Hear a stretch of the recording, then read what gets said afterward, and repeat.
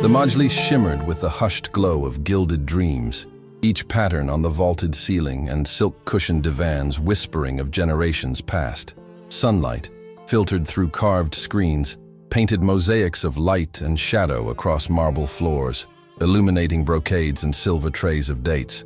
Saffron coffee mingled with deep oud, an intoxicating perfume of comfort and legacy. Yet for Zara, perched on a low divan at the room's edge, it was a fragrant prison.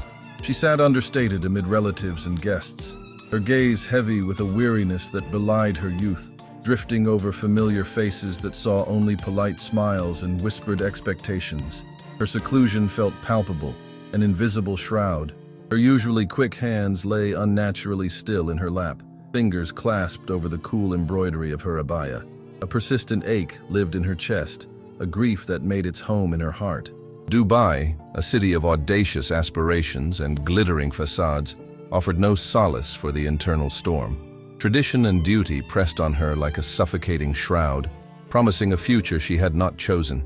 Every strum of the qanun, every laugh and conversation only intensified her detachment, making her an unwilling observer in her own life.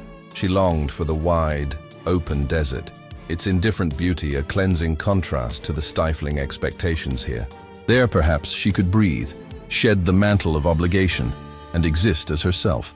But within these ancestral walls, every subtle movement felt scrutinized, every thought a potential transgression against an ancient code. Her silence was not peace, but a shield against encroaching anxieties and sharp criticism. The air, thick with unspoken narratives and ancestors' presence, made each breath an effort. She craved a single unburdened moment, where the future held no dominion over the present. A faint clink of gold bangles and the rustle of fine fabric broke her reverie. A warm shadow fell over her, carrying the familiar scent of jasmine and rosewater. Zara lifted her head from the faded Persian rug to meet Samira's warm, concerned gaze. A rare, luminous smile softened lines of worry around Samira's eyes, lines that spoke of much seen. Her presence was an unexpected warmth, a crack in Zara's solitude, a small beacon. Samira knelt beside her, hand reaching out hesitantly, offering comfort without intrusion. Her eyes conveyed an empathy Zara seldom found in this house of mirrors. The majlis's weight eased for a moment, replaced by a slender thread of connection, the whisper of being seen. A soft question, laced with concern, hung in the perfumed air between them, an invitation to a different kind of quiet, shared understanding. Why do you sit here all alone, my precious one, as life unfolds around us?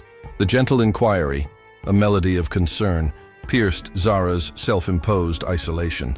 She felt a tremor, a shift from the practiced stillness that had been her armor. Samira's hand, hovering, settled on Zara's arm, reassuring, tentative, an unspoken promise that reached Zara's weary spirit. The clink of bangles, once background, now held fragile intimacy, drawing her back from the precipice of grief. For a moment, the majlis, with its ornate grandeur and expectations, receded. Its gilded dreams faded, leaving only Samira's unexpected warmth and the silent invitation in her gaze.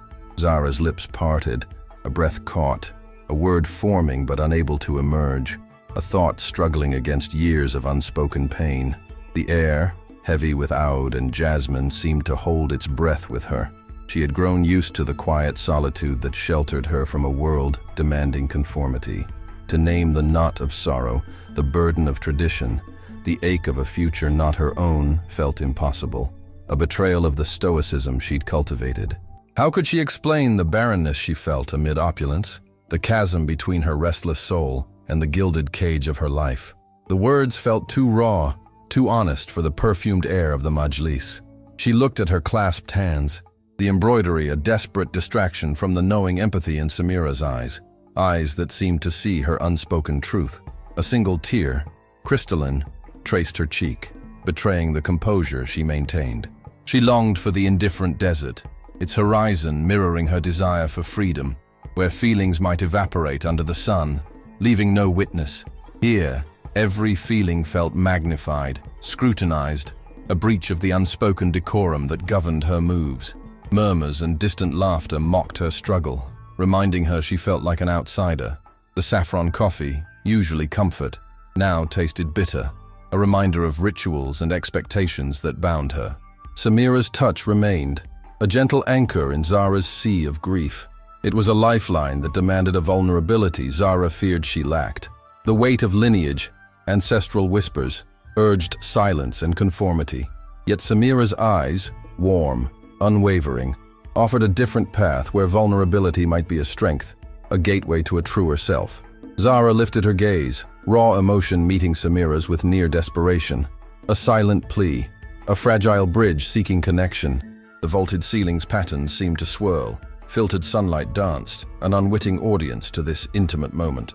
The world outside the majlis felt distant, irrelevant to the truth here. In this ancient space, a different truth tried to surface, fragile and luminous. Her voice, when it came, was a whisper, barely above the qanun's delicate strumming. She felt a thin, potent thread to Samira, a bridge of empathy over the chasm of her despair. The unspoken question shifted from burden to invitation, pulling her toward an uncharted shore of solace. The gilded walls, once captive, softened, their weight eased by this unexpected tenderness. This pause, this breath, was a rare gift, a tiny rupture in her predetermined existence. A silent understanding passed between them, a sacred secret shared amid unaware observers, a quiet rebellion against expectations that confined her. The air, still rich with oude, now carried a current of hope. The world seemed suspended, waiting for her truth to unfold, for the fragile blossom of her inner turmoil to find voice. She knew this exchange held power, a chance to alter her life's course, igniting a slow, deliberate awakening, a tremor of defiance beneath her guarded composure. The soft desert breeze, carrying the scent of jasmine from Layla's garden, rustled the palm leaves framing their secluded backyard. Evening light, a wash of honey and rose, painted the Doha skyline in muted golds and silvers, a glittering testament to a world they had navigated and, in their own quiet way, transformed. Amir sat on a low carved bench, a platinum tea set on the small table beside him, its surfaces reflecting the last daylight. His gaze, once burdened by unspoken loss, now held a settled peace as he watched Noor. She curled on a plush outdoor cushion, her fingers tracing illustrations in the children's book she had authored, her lips moving almost imperceptibly as she read aloud to a patient Layla. The words, once trapped, flowed with newfound confidence, a melody of stories about brave desert creatures and the quiet power of being heard. Layla beside Noor was serene strength, her haute couture abaya replaced by something softer, yet her posture retained the regal grace that was hers. She listened not with the discerning ear of a CEO, but with the boundless tenderness of a mother, her chiffon headscarf framing the warmth in her eyes. Noor's occasional laugh was a precious sound, a tangible sign of healing rooted in their home, proving that voices, however small, deserved space and reverence. It contrasted sharply with boardroom echoes of harsh judgments. Here every whisper was valued, every silence understood as profound, not absence. Amir poured 2 cups of steaming green tea, the aroma a quiet comfort in the cool evening. He handed one to Layla, their fingers brushed in a brief touch that spoke of shared history and support. His role at Layla's new company, a venture fostering ethical communication and cultural bridges, gave his intellect new purpose, but it was in these evenings that his soul thrived. He remembered Yasmin's gentle spirit, her quiet strength, and felt her presence woven into the tapestry of their lives, a guiding thread in their burgeoning family. This garden, far from the polished surfaces of the Golden Sands Palace, was their true palace, built not of marble but of mutual respect and unyielding love. The desert rose in a glass dome, a gift from Amir to Noor, sat on a nearby pedestal, catching the sun's last gleam.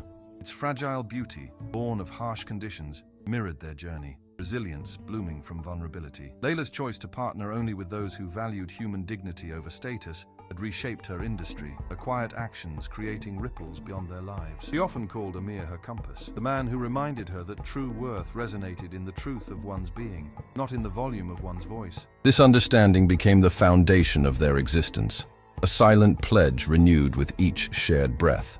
Noor closed her book, a contented sigh escaping her. She leaned into Layla, who wrapped an arm protectively around her. The city lights began to twinkle, a mosaic of distant dreams against the indigo sky. Amir watched them, gratitude blooming in his chest, a quiet strength that transcended mere observation.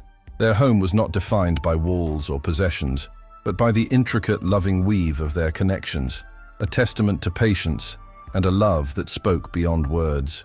The night unfolded around them, promising more quiet moments, shared understandings, and the enduring resonance of truth found in the softest silences.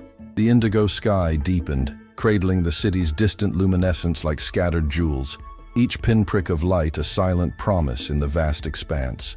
Amir felt the truth of their home not in grand declarations, but in Layla's arm around Noor, a silent narrative of protection and belonging resonating through his being. He traced the rim of his teacup, platinum cool against his fingers, its polished surface reflecting evening's last light, a mirror to a profound contentment within him. This piece was not a fragile truce, but a hard-won victory, built on vulnerability and unwavering commitment to understanding. Each breath in this jasmine-fragrant garden was a quiet testament to a journey from isolation to profound connection, a resonance far deeper than any spoken word. Layla's gaze, soft yet fiercely intelligent, met his over Noor's sleeping form. A shared glance, a wordless conversation traversing their intertwined histories, acknowledging storms weathered and the quiet, sacred harbor found. Her elegance now carried a softness born of contentment, her public composure transforming into unburdened grace. Her chiffon headscarf caught a stray beam of light, ethereal against twilight, a halo of serene strength. Noor's small hand, clutching her book of desert tales, was a tender anchor in the quietude, a fragile testament to innocence. Her laughter, once rare, now punctuated their evenings, a melody of healing underscoring a voice finally given space. This was the true legacy they built, not an empire of commerce, but a sanctuary of authentic presence, where every whisper held untold stories and every silence invited deeper understanding. The desert rose, in its elegant glass dome, seemed to glow with an inner mystical light, a symbol of resilience blooming from harsh conditions, mirroring their arduous path. Amir remembered the chilling silence of his past, the hollow echo of a life fractured by loss, contrasting it with the rich, communicative quiet now enveloping them. Layla had taught him the deep art of allowing truth to emerge, not to be forced. His pivotal work at her new company, fostering ethical bridges and genuine human connection, felt like an intrinsic extension of this philosophy, a way to infuse the broader world with their unwavering principles. He often thought of Yasmin, her quiet strength and empathy, a guiding star, her spirit woven into their shared life, affirming their choices.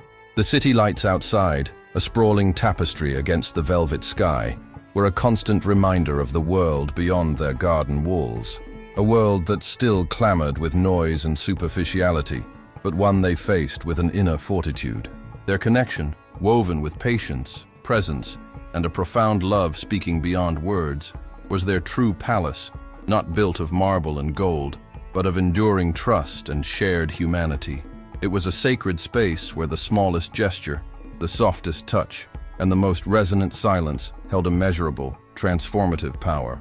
As night deepened, promising continued repose and new shared dreams, Amir felt a quiet conviction solidify, that profound revolutions began not with a deafening roar, but with a gentle whisper, sustained by truth. The path ahead was assuredly not without challenges, but within this quiet, loving embrace, they possessed an unwavering compass, guided by the softest heartbeats and the deepest understandings, ready to face whatever lay beyond the indigo horizon with courage and grace. The indigo-streaked horizon, a silent testament to dawns yet unburdened, beckoned with quiet majesty, reflecting a truth Amir now held with clarity. Their sanctuary was not a withdrawal from the world, but a recalibration of how they would engage it. Each rustle of palm leaves in the evening breeze seemed less a warning than a promise of purpose, a soft cadence accompanying the quiet unfolding of their collective strength. The faint scent of jasmine became a fragrant symbol of burgeoning resilience, a delicate anchor amid the city's indifferent pulse. A deep contentment settled within him, a sense of belonging more profound than any in his fractured past. This was not merely peace, but an active, living force, a determination to infuse their principles into the fabric of their existence, radiating outward, subtle yet powerful. Layla beside him, a luminous blend of serenity and sharpened intellect, solidified that conviction.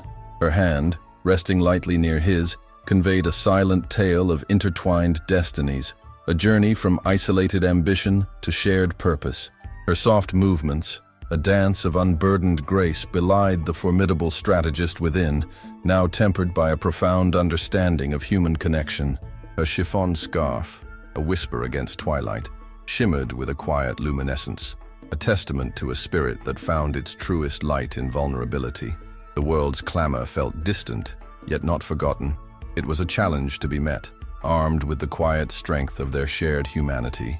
Noor, nestled between them, breathed a soft rhythm of innocent repose, the living embodiment of their revolution, a shift from echoes of lost voices to the resonance of presence. Her small fingers, clutching the worn pages of her desert tales, were a fragile reminder of stories waiting to be told. Her laughter, once a ghost of sound, now vibrated through their evenings, a melody of healing, proof of a voice finally given its due. The desert rose in its glass dome caught the deepening indigo, its inner light intensifying, a mystical beacon of resilience mirroring the arduous but fruitful path they had walked. Amir reflected on the cacophony of his past, the hollow reverberations of a life defined by expectations and unaddressed grief. Layla's quiet wisdom had shown him the alchemy of allowing truth to emerge rather than forcing it. His work with her, bridging cultural divides and fostering genuine dialogue, was no longer mere profession, but a sacred calling, an extension of the values that now defined their home.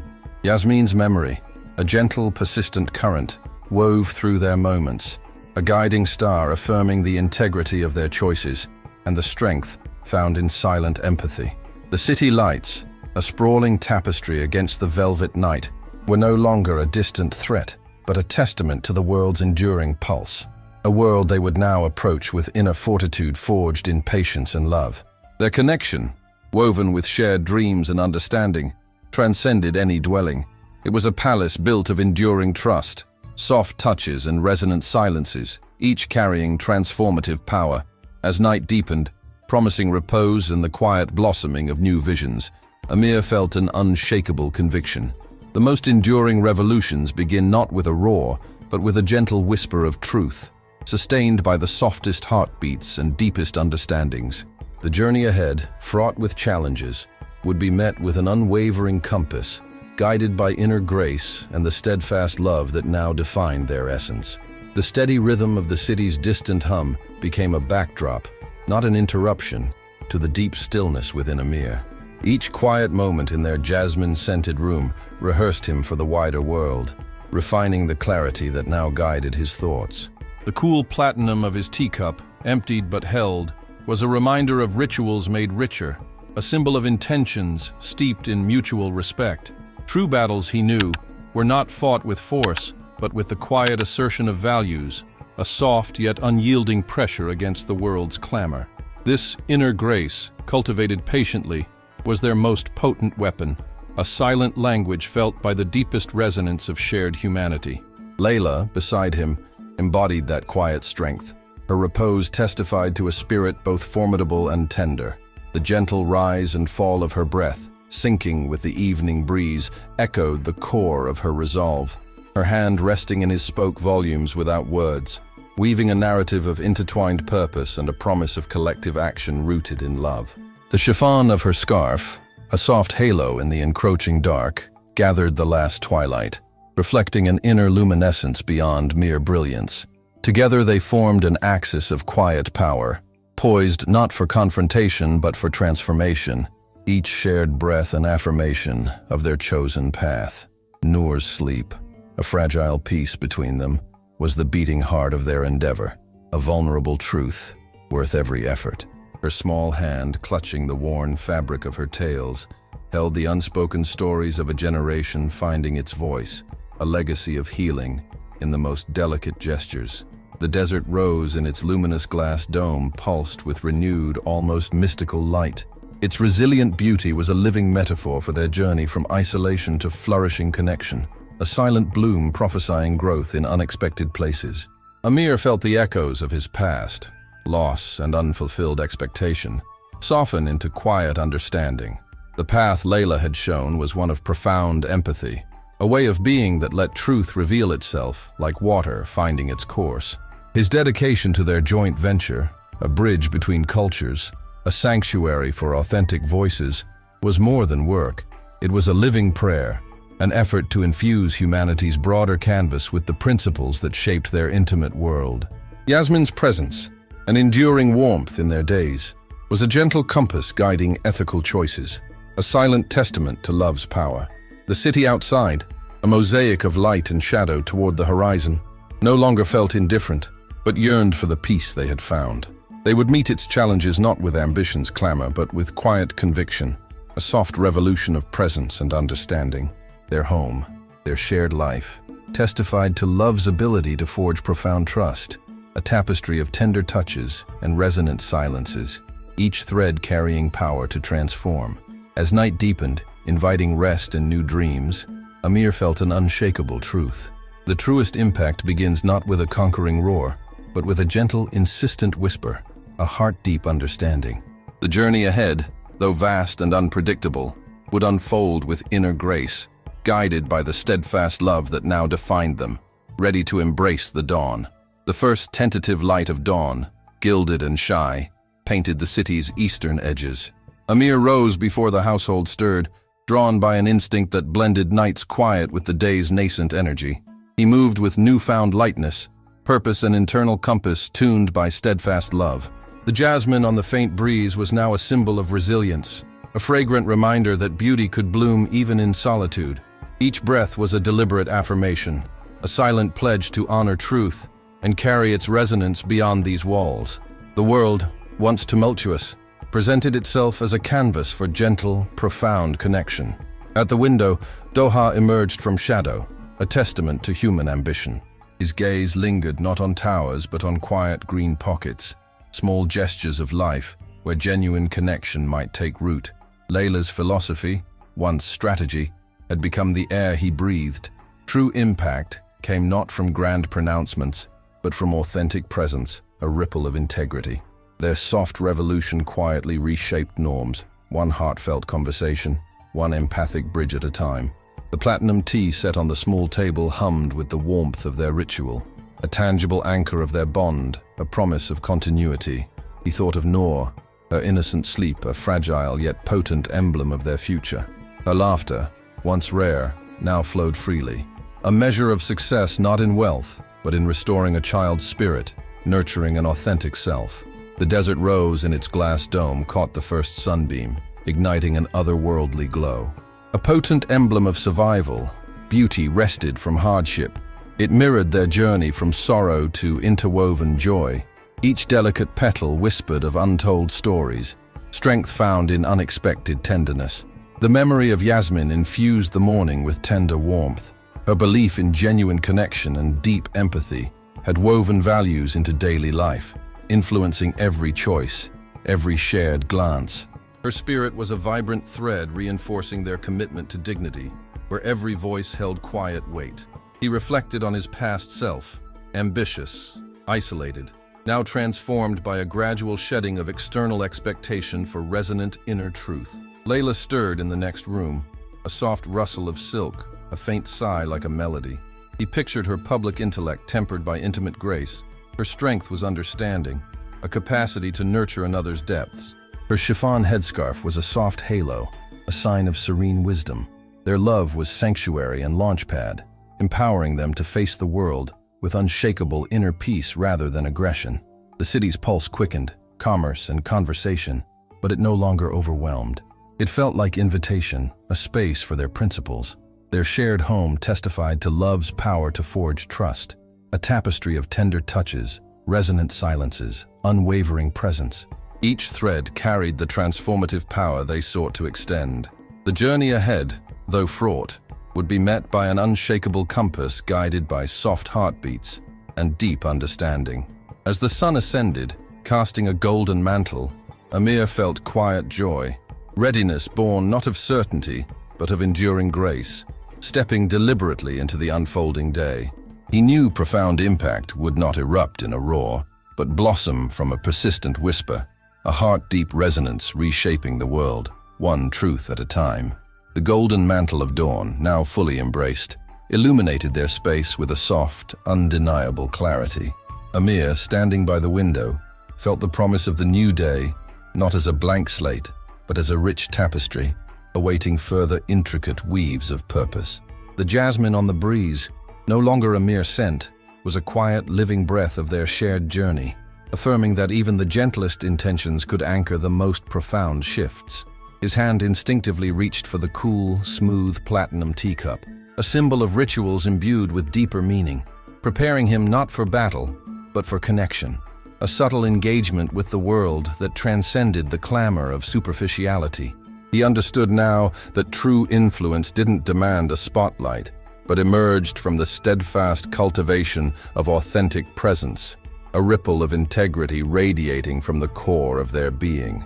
Layla, emerging from their bedroom, moved with an unhurried grace, her presence a silent echo of his thoughts.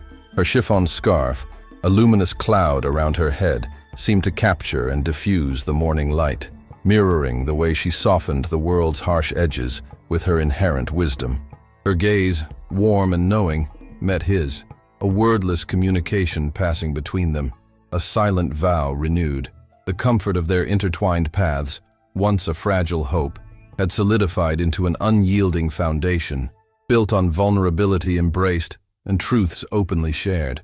She was the steady current beneath his resolve, the quiet strength that empowered their collective vision. Noor, still lost in the innocent depths of slumber, was the living heart of their quiet revolution.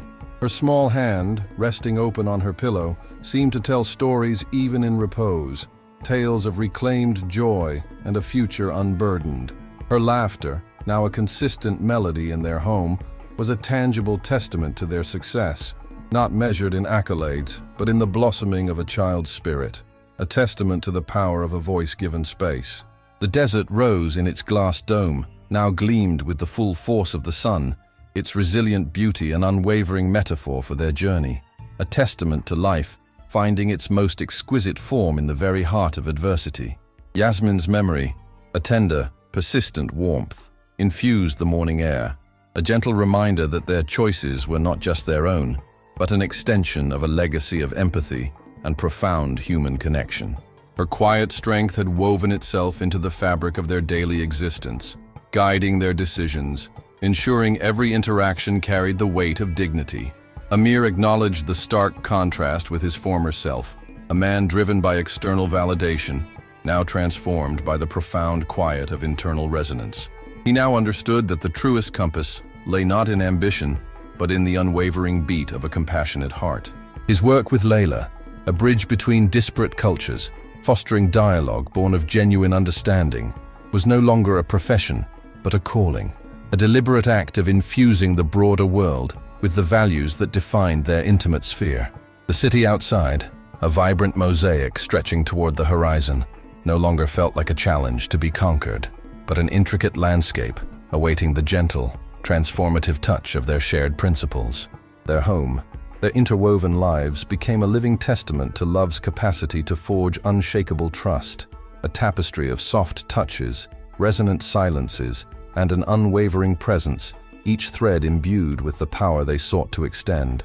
As the day unfolded, promising new conversations and subtle shifts, Amir felt an unshakable conviction that the most enduring impact would not be born of a conquering roar, but would blossom from a persistent whisper, a heart-deep resonance reshaping the world, one truth at a time, guided by an inner grace that knew no bounds.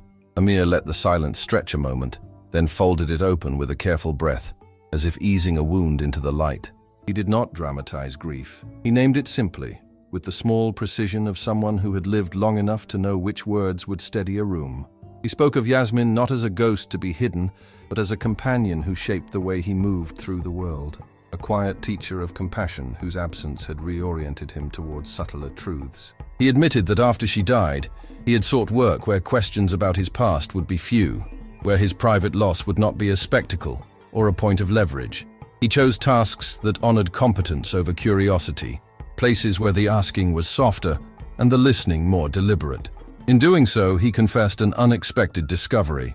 Solitude, when chosen and held with purpose, could be an instrument of clarity rather than a cloak of retreat. Layla listened with the same steady patience she brought to every difficult conversation. Her response was not a corrective, but an acknowledgement. She recognized the strategy in his stillness and the courage in his refusal to perform mourning for others' comfort. She told him that silence can be an ally, a deliberate stance that preserves dignity and concentrates force. In that moment, she revealed something she had not previously allowed herself to admit aloud. She had for years wrapped much of her interior life in restraint, believing that withholding would shield both herself and the people she led. Yet Amir's lack of flinch, the way he met her quiet without mistaking it for vacancy, unsettled her in a way that felt like home. He had seen into the places she had kept closed, not with invasive insistence, but with calm recognition, and his gaze returned to her a validation she had been starved for. The confession between them altered the geometry of their relationship, a subtle realignment of trust. Noor's faint breath from the next room threaded through the open door like an affirmation. The desert rose on its stand absorbed the light and seemed to answer with patient bloom. No performative explanations, no defense of choices made, only two people establishing the terms of their presence for one another. Amir's revelation remained free of shame. Layla's admission came without apology. The effect was profound. Each felt seen in a way that required no translation. Amir's quiet history, a man who hid grief in competence and built refuge in roles that required no interrogation, and Layla's new admission that restraint had been her armor and that being witnessed without recoil was a rare mercy, braided together into a new pact. They agreed, not in words so much as in posture, to honor the silences that served them, and to lean into speech when truth needed a hand. The morning held them in its soft light, but an unspoken charge hummed beneath it. They would carry this shared seeing outward, beginning with the small, deliberate courage of living honestly in a world that often mistook silence for surrender. The horizon, promising in its quietude, already trembled with the distant approach of a storm, poised to challenge the foundations of his gentle philosophy. Even as Amir savored the deepening understanding of their interwoven lives, another tapestry was being woven beyond their sanctuary, one threaded with outrage and the sharp prick of public judgment.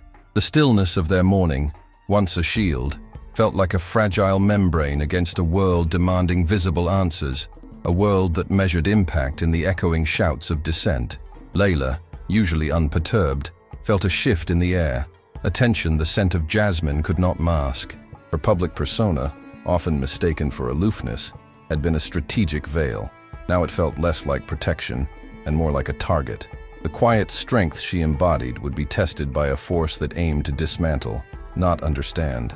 Noor, untroubled in childhood dreams, remained unaware of the brewing tempest. Her peaceful breath contrasted the growing unrest. Her stories, once whispered into being, were about to face a harsh audience, one ignorant of the art of listening and the power of a voice unburdened. The desert rose, in its luminous glass dome, dimmed as external shadows lengthened, its glow challenged by the glare of scrutiny. Its resilience, a hard-won triumph, now faced a different adversity, the volatile currents of human emotion. Yasmin's memory, a beacon of empathy, felt especially poignant, a silent plea for compassion in a world where understanding was eclipsed by accusation. Her quiet presence reminded them that true connection is built on patience, a quality eroding under widespread indignation. Amir, attuned to subtle human vibrations, felt unease creep in. The news, once a distant hum, pierced their bubble, snippets of criticism and amplified grievances distorting their ethical venture. The principles they championed, dialogue, understanding, quiet dignity, were being weaponized, twisted into caricatures of elitism and hypocrisy. The bridge they sought to build was under siege, threatened by misinformation and the unforgiving currents of social media.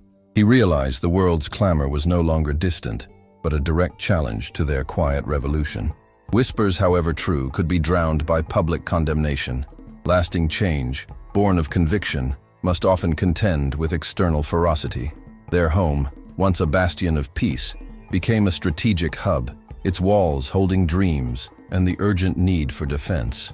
The tapestry of their lives, woven with tender touches and resonant silences, showed unraveling threads under harsh judgment. Each quiet conversation held urgency, each glance a plea for fortitude. Layla, with a rare furrowed brow, navigated this new terrain, her sharp intellect recalibrating not for profit, but for survival. The survival of their vision, integrity, and a revolution built on empathy. The city, once receptive, now felt like a crucible forging resolve through opposition. They stood at the precipice of a battle they had not sought, a confrontation where gentle whispers would contend with the unbridled fury of a world that refused to listen. This was the moment their conviction would either shatter or prove unyielding, transforming a personal philosophy into a legacy that could weather the loudest storms. The dawn had promised gold, but the horizon bled tempestuous red, signaling a reckoning they could no longer avoid, one that would redefine their path. Just as Amir considered the weight of such superficial judgments, a hesitant figure approached the vending machine's gleaming facade, interrupting the quiet hum of its mechanics. The young assistant manager, Tariq, his posture of deference and duty, avoided Amir's gaze, fiddling with the cuff of his dark suit jacket. His voice, when it came, was a hushed, apologetic summons, echoing the corporate machinery he served. He conveyed Samira's demand for Amir's immediate presence as an urgent, non-negotiable directive, his eyes darting to the imposing entrance of the executive wing as if expecting Samira's silhouette to appear. The implied threat, though unspoken, was palpable, a stark reminder of the fragile line between his assigned role and his integrity, one Samira aimed to redraw. The world, it seemed, was ready to judge the man outside the suit. Before Amir could respond, a silk-clad voice drew Tariq's attention. Layla al-Hamad, her presence a quiet authority, moved with the grace of a desert wind, stopping beside Amir. Her chiffon headscarf, a soft halo, absorbed the moment's harshness. She met Tariq's surprised gaze with unwavering calm. Her measured words left no room for argument. She informed him Amir was assisting her, a declaration that shifted the balance. The implication was clear. Amir was no longer merely a maintenance supervisor, but a chosen collaborator under her purview. For further engagement, Samira Zahran would need a formal appointment. Layla's subtle command turned the corridor into a theater of shifting loyalties, her serenity a counterpoint to Samira's expected fury. A faint smile touched Layla's lips as a flustered Tariq retreated. She turned to Amir. Her warm, intelligent eyes acknowledged the quiet storm that had passed. The brief moment forged an understanding between them, a recognition of spirits aligned against a world that prized spectacle over substance. Layla spoke, her thoughtful murmur resonating in Amir's reflective soul. My father, a contemplative man, often shared wisdom that guided me through much noise. Her gaze invited him to listen. He would say, in silence, "We remember who we are." The words settled between them, a balm to Amir's weary spirit. For Amir, these were not mere words but echoes of his journey since Yasmin's passing, articulating the solace of his chosen solitude, a truth he had struggled to defend. Layla's ability to distill that philosophy affirmed his chosen path, validating his retreat as deliberate self-preservation. It pierced the residual pain of his loss, reminding him that genuine connection, like the tea they had shared, could be brewed in unexpected silences. The resonance between their experiences, the shared view of silence as refuge and revelation, tightened the threads between them. In Layla's presence, Amir felt unburdened, a quiet strength blooming. He was no longer alone in his quietude. The path ahead, still obscured, felt illuminated by this wisdom.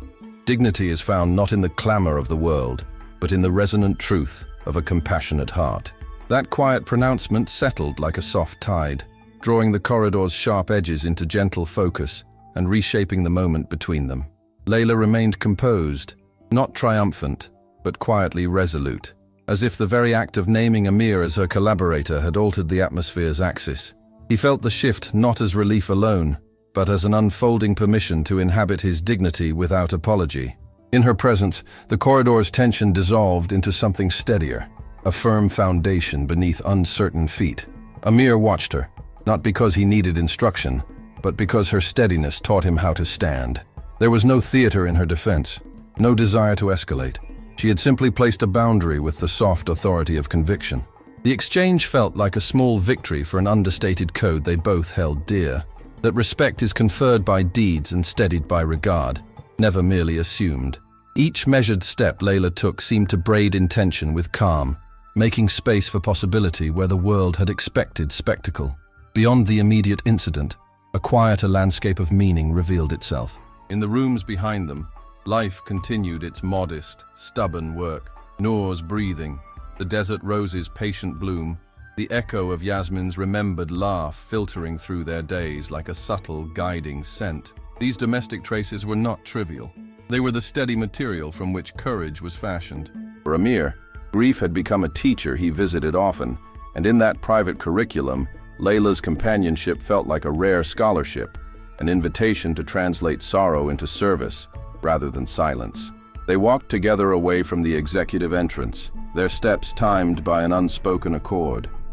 The world beyond the building's glass would rage, judge, misinterpret, but here the rhythm of action was different. Their work, shaping conversations, nurturing voices, building bridges across stubborn divides, pressed outward from a place of intimacy and care. It was neither performative nor grandstanding. It was deliberate, painstaking, an insistence that dignity could be the measure of impact even when headlines demanded scandal. Amir found his answers not in rebuttal, but in the steady accumulation of small, honest acts, showing up, listening, tending the fragile edges of people's lives. Layla's simple advocacy in the corridor exemplified that ethic, and it left him with an unexpected buoyancy. There was comfort in aligning with someone whose moral compass matched one's own, someone who would stand between him and a world eager to mistake silence for surrender. They paused near the glass dome that sheltered the desert rose. Sunlight feathered through, illuminating dust motes like tiny witnesses. The bloom itself did nothing dramatic. It opened with patient insistence, unhurried and luminous. In that still tableau, Amir felt the morning's lessons consolidate into quiet resolve, to meet outrage with steadiness, to answer accusation with integrity, and to continue building, each modest act a testament to the dignity they sought to restore. A breath passed between them, deliberate and calm, leaving space for what must come next. The tranquil expanse of their garden, where the city's murmur softened into a whisper, embodied the stillness of their intertwined lives, a bloom of quiet grace transcending the need for spoken declarations. Each rustling leaf hummed with a resonance deeper than sound, an echo of truths unearthed and tenderly held.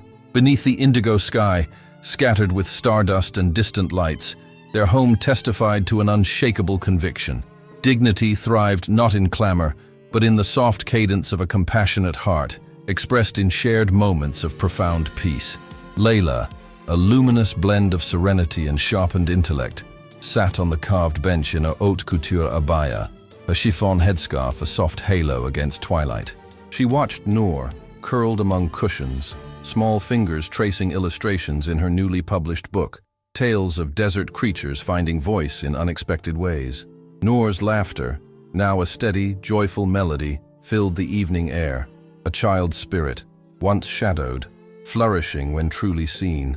That sound was a triumph beyond any corporate accolade, proof of authentic presence that Layla's company, dedicated to ethical communication and genuine dialogue, now championed.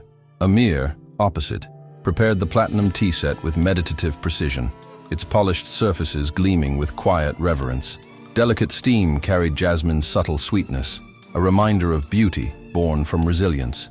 His gaze, once burdened by unspoken loss and a fractured past, now held a settled peace as he watched Layla and Noor, a tapestry woven with embraced vulnerability and steady commitment. Yasmin's memory, a gentle current beneath their days, warmed each moment. A silent compass ensuring dignity and empathy guided their choices. Their company, bridging cultural divides and fostering understanding, was not merely a business, but a living prayer, an extension of the intimate principles that defined their home. Amir's role, advising on ethics and human connection, felt like a sacred calling, a liberating contrast to his former pursuit of external validation. He had learned true influence sprang from authenticity, a quiet whisper reshaping the world one truth at a time. The desert rose in its glass dome, pulsed with renewed light, its resilient petals an emblem of beauty grown from adversity, mirroring their journey from fragmentation to flourishing. The city beyond, a vibrant mosaic toward the horizon, no longer demanded conquest, but awaited the gentle touch of shared humanity. They faced its pulse, not with aggression, but with quiet fortitude forged in patience and profound love.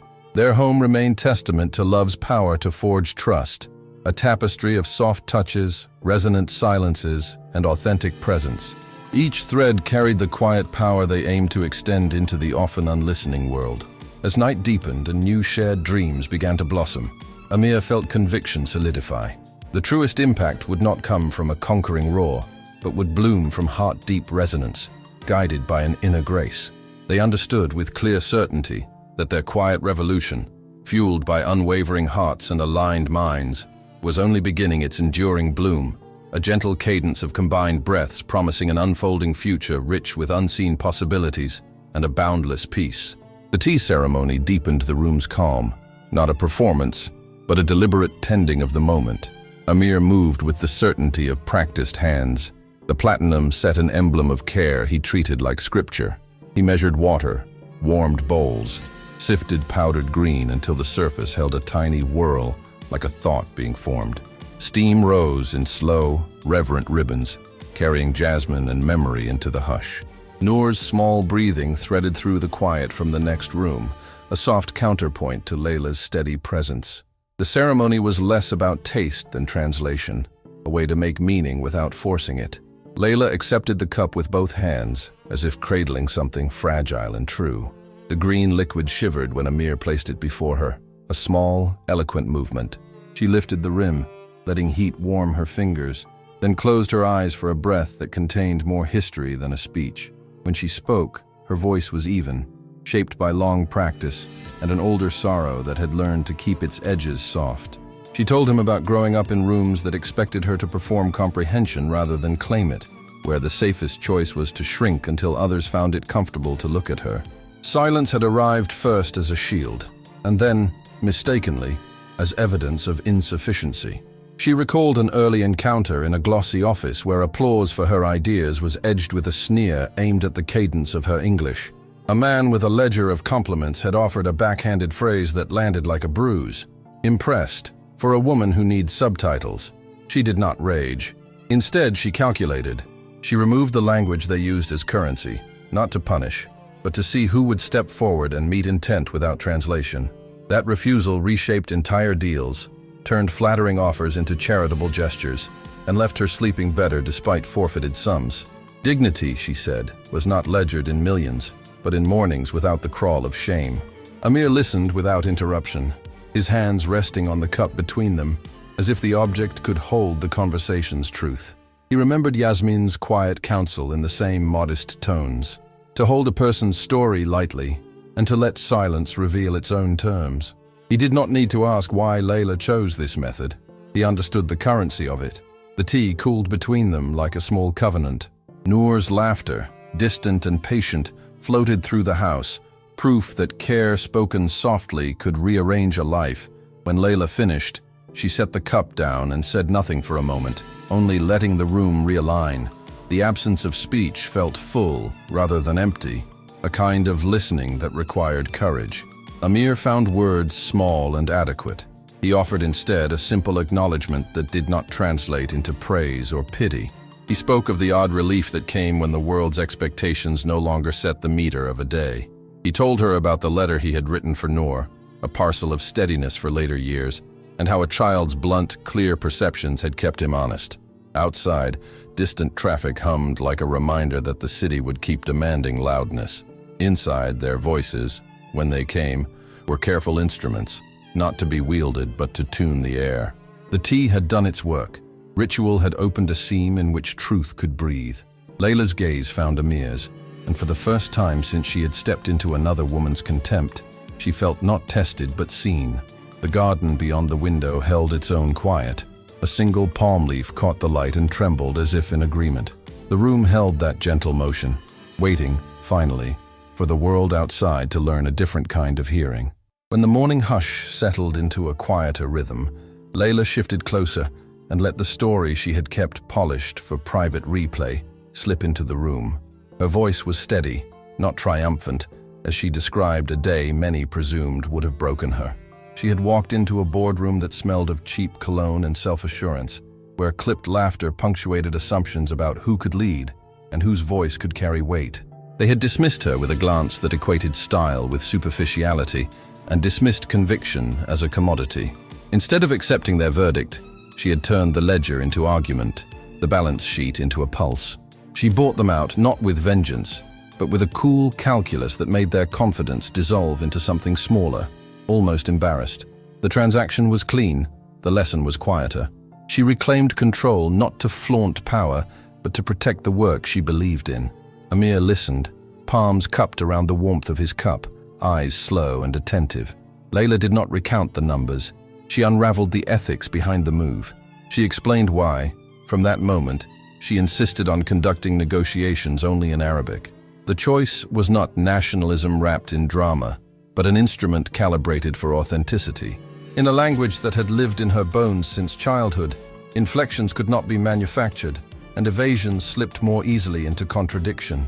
The cadence of Arabic revealed impatience, humility, pride, and falsehood, with subtle markers that a practiced ear could read.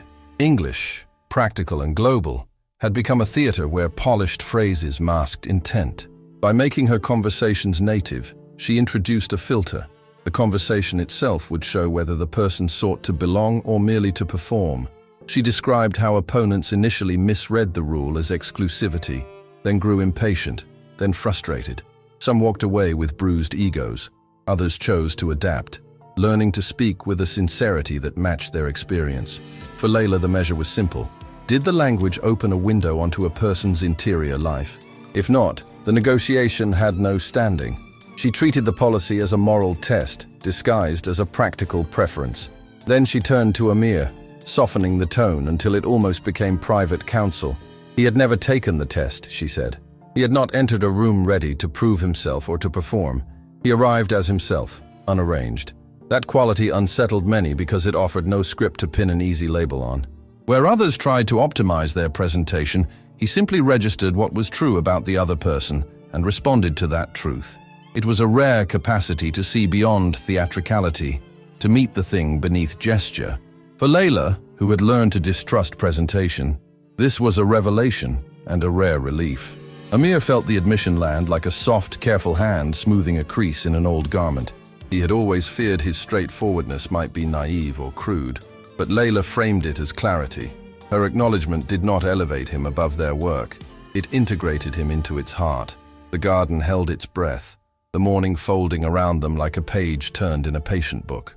Noor stirred faintly in the adjacent room, an echo that tethered the conversation to family rather than strategy. Outside, a delivery truck rattled past, quotidian sound that reminded them their quiet convictions would be tested by ordinary days. Layla's gaze lingered on Amir with an expression that combined invitation and certainty. The simple fact of being seen had set something in motion between them, a quiet momentum that wanted translation into action. The moment closed on that contained energy, a poised promise that what came next would require both resolve and the same unadorned honesty they had just named. Morning had thinned into a patience that felt like a chord when Amir's phone vibrated against the garden table, a small interruption that made the quiet seem suddenly accountable. The message that appeared was the bureaucracy of care, an HR email opening a formal review for deviation from assigned duties and instructing him to avoid interacting with guests while the inquiry proceeded. Its language was efficient and cold, a procedural cordon that treated relationships as liabilities. The sentence shapes were designed to remove judgment, not to offer understanding, and as Amir read them, the morning's warmth cooled into a document he could not fold into the comfort of ritual. He put the device face down, the screen black, and listened for the sound of the garden to return him to a steadier rhythm. Footsteps on the path answered first. Khalid, who stitched the night into order and knew the building's quieter loyalties, arrived with the deliberate slowness of someone who had learned not to rush other people's burdens.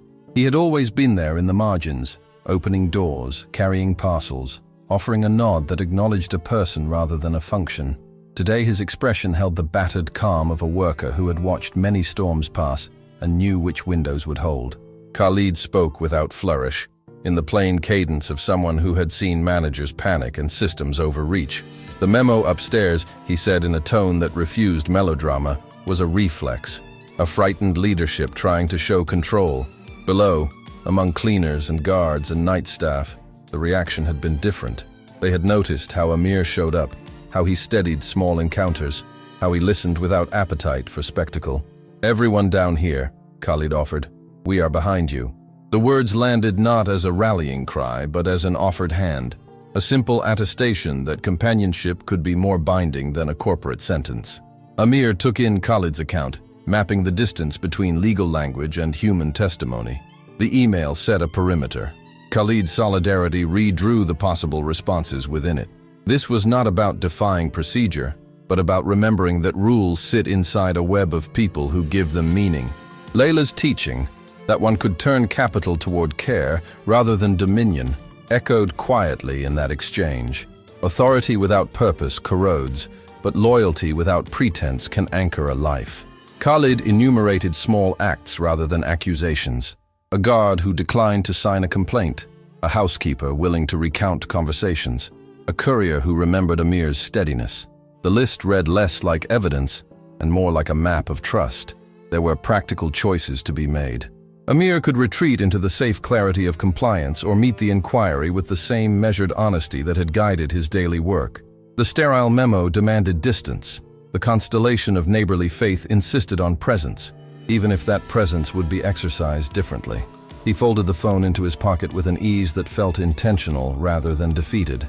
Khalid stayed a while longer, offering the kind of counsel born from routine: how to request procedural fairness, whom to call for confirmation, small gestures that might temper assumptions. When Khalid left, the garden seemed to hold its breath in a different key. The threat from above had a formal logic and predictable course. The support from below was noiseless and immediate. Amir felt the balance shift within him, the knowledge that a life built on small, attentive acts could withstand institutional abrasion. Outside the gate, the city maintained its indifferent momentum, but inside, around a weathered man and a discreet phone, an unspoken alliance had formed.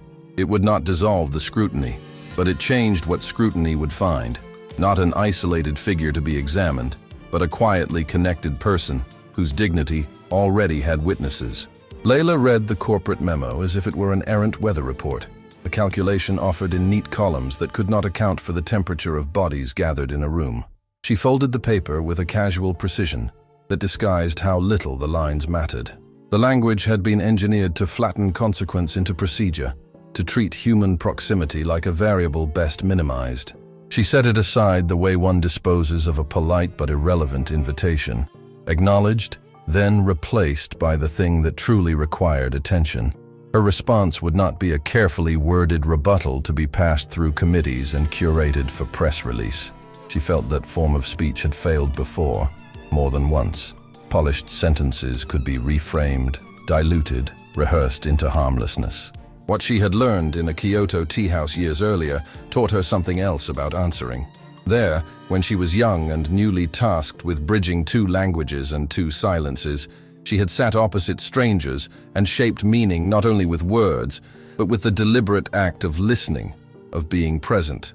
The tea room required a different grammar, gestures measured, pauses honored, a presence that filled a space without occupying it. Translating there had been less about literal fidelity than about offering the full weight of attention, letting faces and breath be heard as much as tongue. That memory returned now as a quiet map. The girl who had waited to be heard through a language that was not herself had not been diminished by patience. She had learned authority through restraint. Layla's steadiness had been forged in those small exchanges. A bowed head, a steadying hand, a refusal to let the other be swallowed by noise. To respond in person would be to enact that map on a different scale. She would show up not to argue definitions on a corporate spreadsheet, but to rearrange the room by the simple fact of her presence. An unspoken recalibration of what and who mattered. A decision moved with the same clarity as arranging a tea service. Intentional, unhurried, final.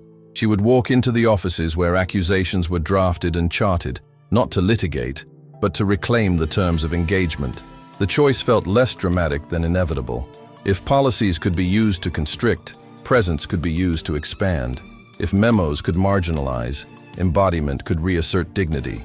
Layla trusted the gravity of a person willing to occupy a space well enough to change its lines. She imagined how it might unsettle those who preferred metrics over messier human measures. A corporate statement could be retweeted and dissected. A real visit could not be reduced to a headline. Her arrival would create a different kind of evidence, the soft, stubborn proof of care that resists tidy accounting. In those hours before she moved, she considered the younger self who had once translated silence into recognition across a low wooden table in Kyoto. The girl who had waited a long time to be heard now leaned forward into adulthood, her voice no longer asking permission but defining the conversation. Layla closed the small folder that held the printed ultimatum. She felt, for the first time in a long while, the buoyancy of someone willing to stand where decisions were made and insist, through presence rather than prose, on who deserved to be seen. The air in the garden shifted, as if obliging her resolve. Even the stone bench seemed to hold its breath. She rose and moved toward the gate, carrying an intention more precise than any paragraph: to be there, quietly, relentlessly, until the room acknowledged what their lives had already proved. The lobby's glass walls amplified every movement into an event. Carpeted steps, a line of stiff plants, the company logo carved into stone, all of it felt arranged to swallow anything inconvenient. Layla crossed that stage with the patient precision of someone who had rehearsed restraint until it became muscle. She carried a slim folder and the certainty she had sharpened in quieter rooms. Cameras turned, phone screens lifted. The air tightened with the anticipation of spectacle. She did not stride toward a trap. She arrived to dismantle one. Samira waited near the reception desk, immaculate in tailoring and practiced indignation. Around her, the murmuring crowd wore the curious masks of a tribunal, eager to see which way power would fall. The company's bulletin, clipped to the press table like a neat obit of intent, had already framed the argument. Layla stepped into that frame and reframed it with a simple gesture. She set the folder on the marble so casually the surface seemed embarrassed by the truth it supported. She began without declamation. She named the thing plainly. There was no misunderstanding, only a failure of character. The words passed without flourish and landed with the weight of someone who had learned to choose clarity over cleverness. She said Samira had mistaken silence for weakness, had equated uniform for worth. These were not theatrical blows, but precise translations of behavior into consequence. People held their breath not for drama, but because the sentence rearranged what they had been permitted to think. Layla stepped closer and offered Amir her side as a place to walk. His movement, simple and unembellished, answered her invitation. He did not look smaller. Instead, the room contracted toward them, cameras and whispers reduced to a single field of scrutiny that revealed rather than hid. The silence that followed did not diminish him. It lifted him. It made visible the dignity the bulletin had tried to render anonymous. Samira's composure flickered. She reached for the buffered language of corporate absolution meant to protect narratives, not people. Layla would not allow the script. Presence, she had decided, would be the rebuttal, the body as counter-argument refusing erasure. Standing among those the statement had diminished, she counted herself not a performer, but a steadying element in the room's geometry. Listeners translated their impressions. Where a polished paragraph once did the work of denial, a person now did the work of witness. The crowd, trained to look for spectacle, discovered the unadorned fact of solidarity. Two people walking side by side, unhurried, needing no shout to be affirmed. Reporters jotted. Executives shifted notes. Legal teams recalculated. The company's neutral phrases, meant to close the conversation, now seemed like props in a play being rewritten in real time. Layla's face remained composed, her posture carrying the quiet fierceness of the tea houses she had learned in, listening long enough to know when to move, choosing a single necessary word or action that could tilt the room. Their movement through the lobby was not performance but pedagogy, teaching the crowd that dignity could be restored by refusing a false narrative. As they reached the elevator, the hush settled like a new protocol, more consequential than any press release. The lobby, prepared for damage control, instead bore witness to a small recalibration of power.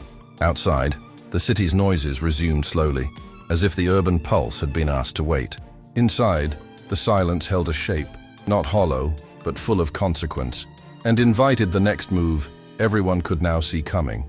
They moved from the street toward the Golden Sands Palace's glass facade, as if retracing a line already drawn. The summit's marble corridors inhaled them and exhaled a different atmosphere. Inside the boardroom, the cluster of suits and briefcases carried the complacency of rehearsed power.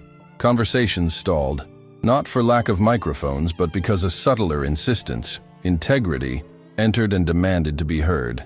Layla stepped to the lectern without theatrics.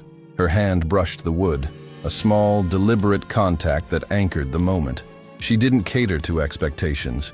She played a recording from her phone, Samira's clipped dismissal, the casual reduction of a man to rumor and rank. The playback served not spectacle, but evidence, a mirror to a culture mistaking bluster for judgment. The sound drew a visible contraction. Where scripted outrage had promised catharsis, the recording exposed a different wound, habitual, casually cruel certainty. Layla stayed composed. Calm was her register of force. She turned to the directors and spoke plainly. Amir exemplified the standard they professed: competence with humility, steadiness born of care, and integrity that outlasted headlines. She announced her firm would only partner with institutions that recognized value beyond uniforms and titles, judging by work and character, not assumed rank. Murmurs rose and fell. Delegates shifted. Discomfort surfaced where certainty had stood. Samira's trained rage found no stage. Her corrective script began to fray. Her words were not a plea, but a structural challenge. Corporate norms must rethink filters. Boards must count dignity as credential and curiosity as asset. She outlined a policy: no engagements with entities that reduce people to roles, no endorsements of suspicion dressed as due diligence. Contracts would include clauses protecting reputational fairness and mechanisms to verify claims beyond gossip and status. Reporters leaned in, phones recorded, yet the moment resisted simplification. The declaration reframed negotiation as moral choice. Investors who trafficked in prestige felt the floor shift, sensing a new currency entering their ledger. A few nodded, not from allegiance but recognition. Cynicism carried long-term cost. Listening offered advantage. Amir stood slightly to one side, not seeking spotlight, quietly resolute. The attention did not crush him. It made him lucid, visible as truth does. Samira's composure fractured, hurt as disbelief rather than defeat. The anticipated chorus of condemnation thinned. The audience's appetite for spectacle shifted to inquiry. Layla closed the folder with a soft final sound. She had not asked for apology. She had recalibrated engagement. Cameras lingered, editors worked angles, and the summit's curated moment became a public reckoning about how decisions were made and whom they served. Outside, the city waited with the impatient light of a day that would inherit the choice's consequences. Inside, the boardroom held a heavy unspoken question. Would institutions shift to meet the standard laid down in calm conviction, or retreat to old hierarchies? The pause that followed was expectant, a charged silence demanding an answer louder than any speech. She kept her hands on the table a moment longer, letting the room recalibrate to a standard not measured by resumes or applause. The pause was not performative, but a contour, as if she'd drawn a line in the air and asked everyone to step around it. When she spoke again, her voice was unhurried, each phrase arranged so the board could not mistake the architecture of her proposal, a partnership of common decency, insisting influence be married to responsibility. The conversation shifted from accusation to consequence. Questions prepared as weapons became tools for clarification. What would it mean to hire a leader whose authority was tethered to ethics rather than optics? How would the company measure accountability when reputation no longer equaled competence? Layla answered with scenarios: channels for community feedback, a council including voices beyond shareholders, training that treated empathy as policy. Her language reframed risk as stewardship instead of conquest. Amir watched with the quiet determination that had steadied their home through earlier storms. He had not sought the spotlight. His presence was a different practice, the lived example of work yoked to moral patience. He felt neither triumph nor vindication. Responsibility widened, an invitation to carry this standard into day-to-day negotiations. When the first tentative vote was called, it felt less like victory and more like a promise begun.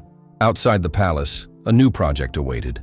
Layla's company would launch with a charter naming dignity as a metric. She placed Amir as head of ethics and communications, so policy and language would be woven rather than split into competing departments. His job was to translate principle into practice, to ensure decisions born in glass rooms were tested against the realities they affected.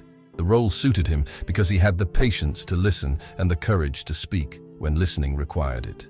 At home, Noor's silence, once a protective cave, began to yield. The careful routines Layla and Amir built, the slow introductions, the permission to retreat, the maps of feeling drawn in crayons, became scaffolding.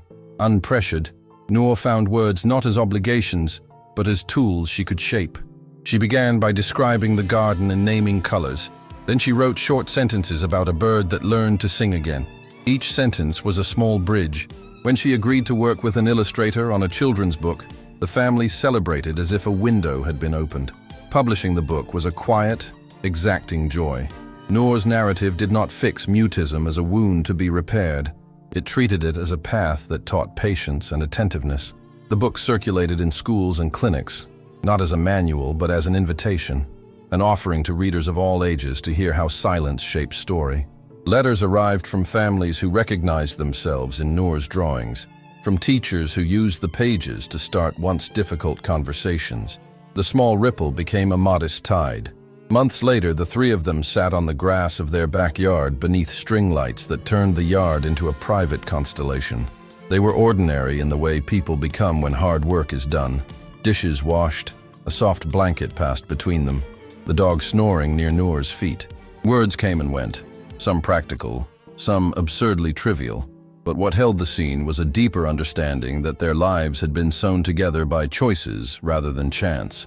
They had found a home made by attention and a steady refusal to accept the shortcuts of prestige.